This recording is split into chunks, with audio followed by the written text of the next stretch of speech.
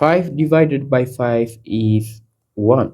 And again here we have 5 divided by 5, which again is 1, and 1 divided by 1 is equal to just 1.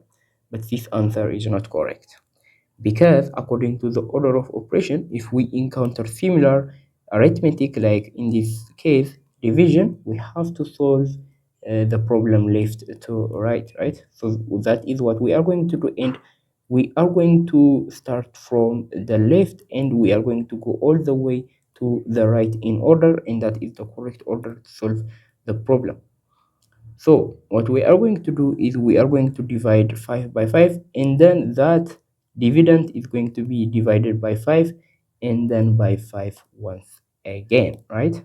So that is what we are going to do, and 5 divided by 5 is 1, and the problem becomes 1 divided by 5 divided by 5, right? So 1 divided by 5 is equal to 1 over 5, and 1 over 5 is going to be divided by 5 once again. And this is a fraction and division problem that looks very intimidating, but we are going to solve this correctly, and we are going to use the rule KCF, right?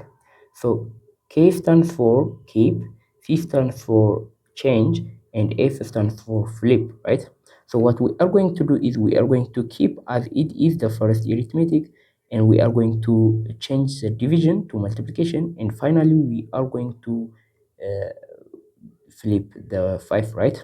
So we are going to keep 1 over 5, and the division is going to be changed to multiplication, and 5 is going to be flipped. So when 5 is flipped, it becomes 1 over 5, and the problem becomes like this: 1 over 5 times 1 over 5. And when we multiply division, it is very easy.